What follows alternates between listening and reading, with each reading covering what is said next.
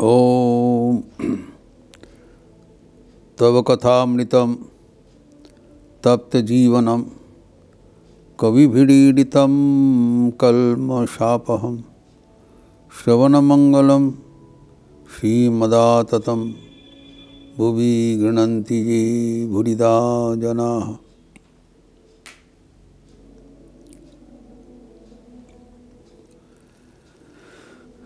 अहिल्या स्तुति का शेष अंश में हम लोग उपनीत हुए हैं। जब अहिल्या श्री रामचंद्र के गुणगान व्याख्यान करते हुए उनके प्रणाम ज्ञापन करते हुए एवं उनके साकार रूप अनुध्यान करते हुए उनको स्तुति कर रहे एवं अपना पति के पास चले गए।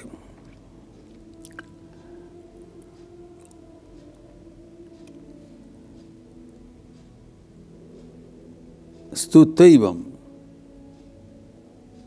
पुरुषं साक्षात् राघवं पुरतः स्थितः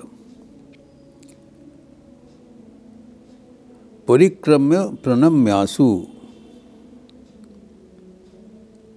सानुज्ञाता जजुपतिम। ऐसे करके स्तुति करते हुए साक्षात सामने परम ब्रह्म राम को दर्शन करते हुए उनको आज्ञा लेकर पति के पास चले गए।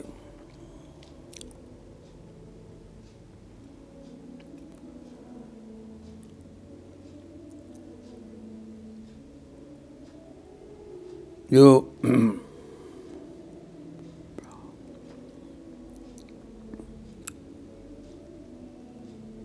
उनका जो कृत कर्म था वो पूर्ण हो गया।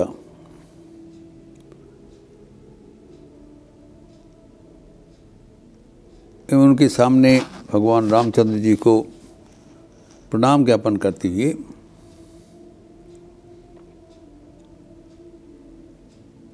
वो अपना कर्म में चले गए। ये बात हम लोग कई बार चर्चा किया था कि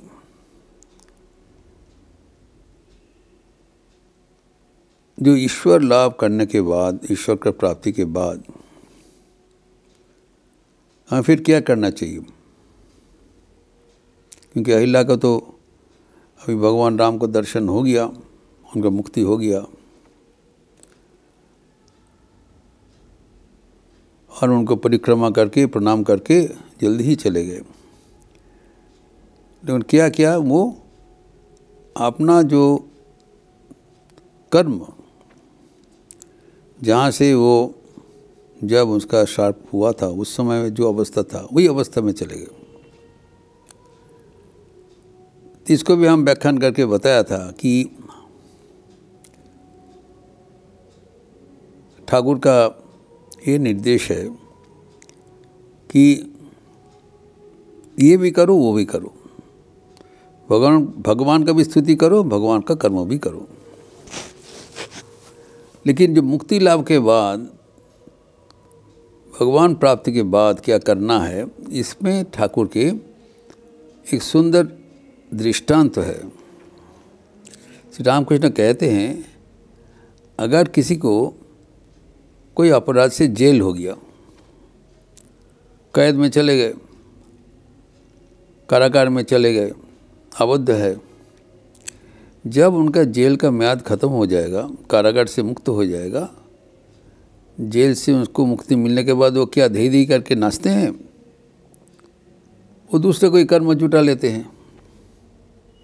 ये ठाकुर सहज भाव के बोल रहे हैं। तो ऐसे ही जब हम हमारे अज्ञानता से कारण ये शरीर के भीतर हम एक जंजीर से बांधा हुआ कैदी के जैसे विराज कर रहे हैं। We are slave by the cycle of birth and death. जंजीर से बांधा है, जन्म से मृत्यु, मृत्यु से जन्म। ये हमारा अज्ञान है। मैं सोचते मैं संसारी जीव हूँ। जब हमारा ज्ञान प्राप्ति होता है तब हम इनसे मुक्त हो जाते हैं, तो हमारी मुक्ति लाभ हो जाता है। तो मुक्ति लाभ के उपरांत हमें क्या करना चाहिए? जेल के उपरांत क्या करना चाहिए? नौकरी नहीं करना चाहिए। तो अहिल्या का जो पहले का जो कर्मधारा था, पति सेवा करना, पतिव्रता था, वो जाके पति सेवा करने के लिए आज्ञा लिया। Now this is the difference. जो भगवान लाभ के बाद उपरांत भगवान के आज्ञा से उनके कर्म करना, ईश्वर लाभ के बाद ईश्वर के अनुमति से उन्हीं का कर्म करना। भगवान का कर्म हो गया। अभी पहले मेरा था, पहले मेरा संसार, मेरा परिवार, अभी मेरा कुछ नहीं है, सब तेरा है। जब ईश्वर के साक्षात्कार हो गया तब पता चला ये सब प्रभु हमारा कुछ नहीं, सब आपका है। लेकिन आपका है छोड़ के नहीं चला गया। He goes back two is original work with an enlightenment. इसलिए ठाकुर कहते हैं कि भगवान लाभ करके संसार करने में कोई आपत्ति नहीं है। हाथ में तेल लगा के कठैल को तोड़ने से उनका दूध हमारे हाथ में चिपक नहीं आएंगे, चिपक नहीं जाएंगे। हाथे काटा में के कांडल भांगो। अर्थात ज्ञान के बाद संसार करने से वो संसार में हमारा आसक्ति नहीं होगा। संसार फिर किया जा रहा है, लेकिन वो दूसरे ढंग से अनासक्त होकर संसार करना। इसीलिए अहिल्या हम लोग को ये करके दिखाया। जो वो रामचंद्र के पाने के बाद वो फिर राम के साथ नहीं गया, भगवान की आज्ञा से भगवान का कर्म करते हुए अपने पति के साथ उनकी आज्ञा से गया। तो जब ऐसी हमारा मनोभाव होगा तभी हमारे जीवन सार्थक होगा।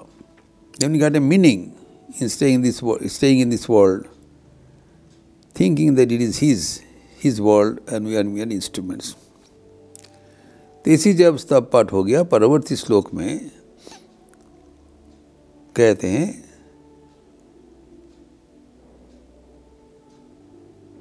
अहिल्याया कृतम स्तोत्रम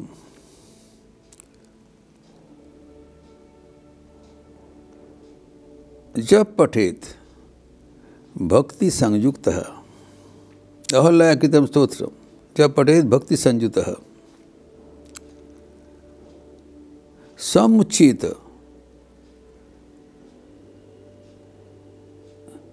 अखिलै पापै परम ब्रह्मादि गच्छति। ये अभी मार्मिक बात बता दिया। ये अहिल्या का जो स्तव साधारण स्तव नहीं है। अहिल्या कृत जो स्तव अहिल्या कृतम स्तोत्र पाठ, इसलिए ठाकुर इनका इतना तारीफ किया कि अध्यात्म रामायण में ज्ञान और भक्ति से परिपूर्ण स्तव हमारे मोक्ष का द्वार। अहिल्या कृत ये स्तव जो पाठ करेंगे, लेकिन ऐसी नहीं है, भक्ति संयुक्त है। भक्ति के साथ, श्रद्धा के साथ, उनको बहुत भरोसा विश्वास रखते हुए ये जो सिंपल स्तव है, तो ये स्तव पाठ करने 35 वर्सेस और सो, ये स्तव पाठ करने से भक्ति साकार क्या होगा? उनका अखिलै पापै मुच्चित, समस्त पाप राशि उनका से मुक्त हो जाएगा, एवं साथ साथ उनका ब्रह्म दर्शन भी हो, ब्रह्म लाभ भी हो जाएगा, पर ब्रह्म लाभ होगा। तो ये पाठ करके स्तुति से बताया।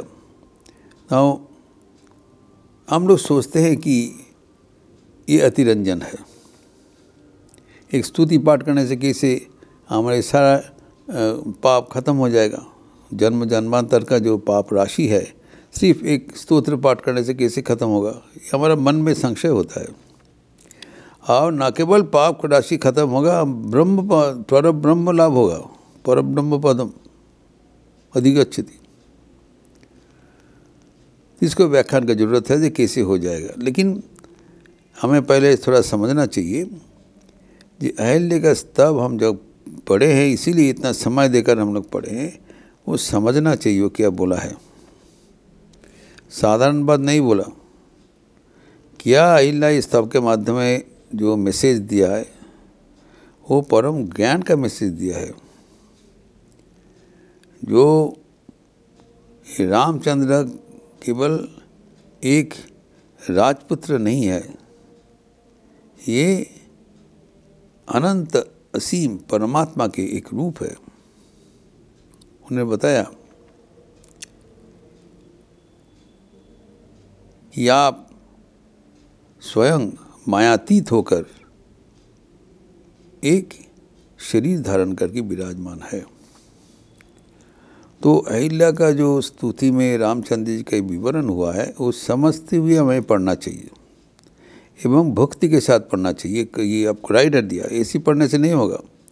तो रूटीन एक हम आवृत्ति कर लिया, तो पढ़ते समय हमें समझना चाहिए मन लगा के, भक्ति सहकार, मन एवं बुद्धि एवं हृदय, भक्ति सहकार एवं समझते हुए अगर अहिल्या का स्तव कोई पाठ करे तब उसको जरूर जो पूर्वकृत पाप से मुक्त हो जाएगा, शरीर मन पवित्र हो जाएगा एवं आखिर में उसको ब्रह्म पद भी प्राप्त होगा। ये अहिल्या स्तव पाठ का एक परम प्राप्ति है, इसलिए इसको इतना मान्यता दिया गया है। एवं ये एक सहजतम साधन है।